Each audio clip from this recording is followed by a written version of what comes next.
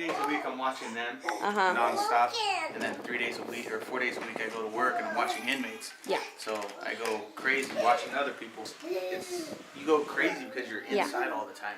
You're constantly. Yeah. You know, those guys are bad guys, and they need to be there.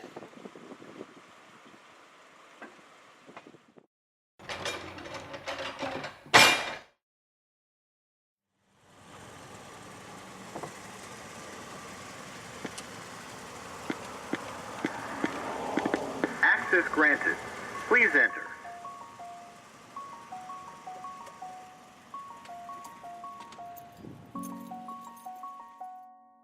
My name is John Paul Clements. I was born in Montclair, California, 1981. 32. The pets. Yeah. When I was in Iraq, Jen needed stuff, like something to do because we didn't have the kids.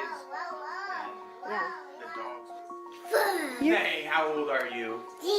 3. 3. Oh, you wanted before? When's your birthday? On Halloween. Oh, how fun. He's 1. Yes, but he's 18 months now. Oh, awesome. 18 months, and Almost she's there. almost 6 months. 6 months, 6 yeah. months, yeah, they're just a year apart. What was your MOS? I was a military police officer. They call it 31 Bravo. And I was a military police officer 6 years. I joined at the age of 23. I was a little bit older. I joined because I was trying to be a police officer, and I seen that you get preference points for being in the service. And so I figured I would give it a shot while I was still young, and then come out and use the preference points to get a real job. When I went into the Army, I was a military police officer, and we did some corrections training before we left on my first deployment to Kosovo, and I really did like it. And then I talked to some people that had done it, and so that's what set me off, and I really wanted to do it. You know, I just figured it would be good. Don't have to run all the time on the streets anymore. And so.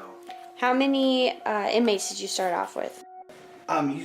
Basically, after your first 2 weeks training, you get thrown into a housing unit and you have 150. You do a little bit of walkthrough. You get thrown in there, don't know what's what, and you go and relieve a guy that's been on shift for 8 hours that doesn't want to deal with rookies and hands you the keys and the cuffs and says, see you later. Good luck. Good luck. If you need help, just press this orange button and they'll come running. What would you say, when you say like watching people, are you comparing it to, you know, babysitting your kids? Sometimes, but it's just, you go crazy because you're inside all the time. You're constantly. Yeah. So. There's freedom here with your children, obviously. Yeah. Of course. Come in here. It doesn't work. What happened to it? I know this is an obvious question, but are they your motivation, your family, or is it? Of course. Sydney, why do I go to work? Do I go to work to pay for this castle? Yeah.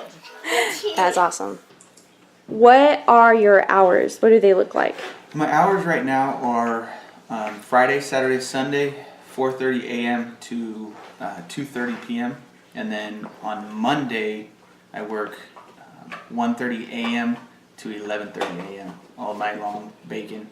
And so that's as a cook. That's as a cook. What were your hours like as a correctional officer? As a correctional officer, it's obviously a 24-hour day job. Their shifts are 8 to 4, 8 a.m. to 4 p.m., then 4 p.m. to midnight, and then midnight to 8 in the morning. And then you bid on your current spot, whatever you want. Your first year, though, you are anywhere and everywhere. You know, one night you'll work midnight to 8, and then, you know, you'll have a day off, and then you're working 8 to 4. Is that disrespect common because of your color or your title? You know, sometimes, you know, I get inmates to tell me, "Oh, you don't want to hire me because I'm black." oh, come on, or you know, you don't like working with Mexicans, and I tell them, look, all my crew, I like to mix up my crew, and I actually think the my workers work better than anybody, but they always try to pull, you know, you need to get more black cooks in here, you need to get more, no, no, no, no, no. I hire who I want to hire, and if the person happens to be purple, I could care less. Being at the prison, you can tell too with staff. I got lucky to get my job.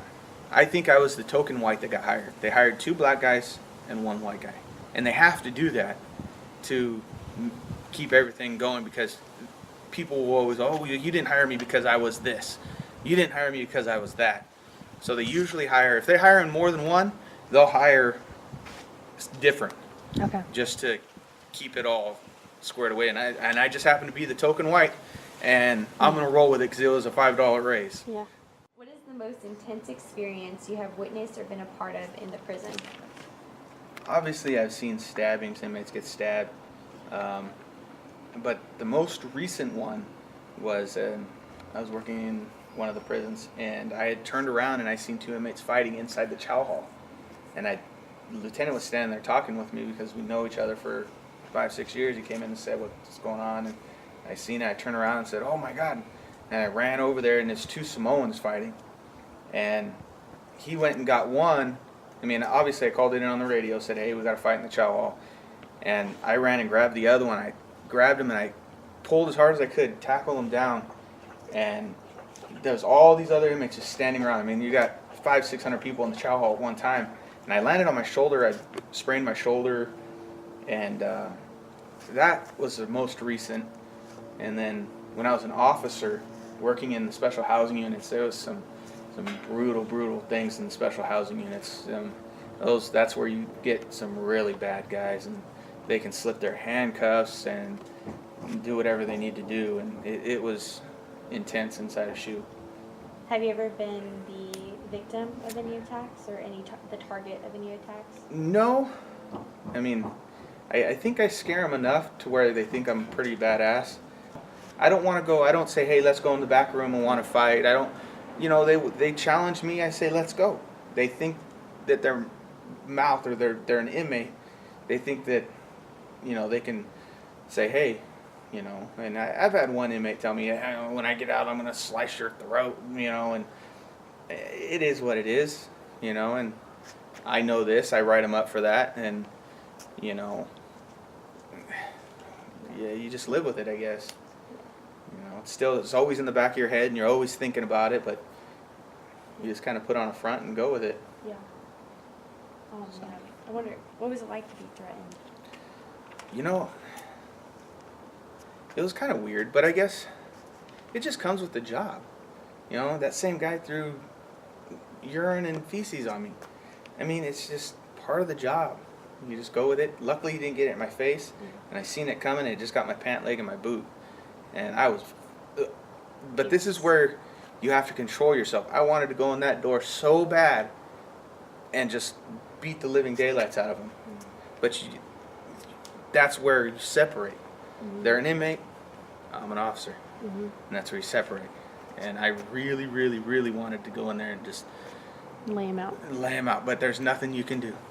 Nothing. How do people react when you tell them you are a correctional officer? They usually react with a ton of questions. You know, they always want to know what goes on inside. They always want to know, you know, people always hear the inmates are being treated so bad, they're getting abused, they're not fed good, they don't have this, they don't have that. Well, I have news for them. They get fed very well, and they get cable, they get heating and air conditioning, and plenty of clothes, a washer and dryer. They get everything they need inside. And people are amazed to hear that they get all this stuff, you know, and they just have lots of questions all the time. Has working in a prison changed your view of humanity or society whatsoever? Yes. Whereas, you know, I work in a prison, you see the scumbags of all scumbags. I mean, there's still drug users in prison. There's still thieves in prison. They don't change because they go into prison. They have to want to change. And when I come out, I find myself, go to the grocery store and you're like, man, that guy just looks like he came out of prison. Man, that guy's high on meth. Man, that guy, whatever it may be. And you look at society differently, and being inside, you know how they act, and then you come out and you see the guy next to you in the grocery store. So you're kind of, always skeptical, always looking around, always looking for the signs.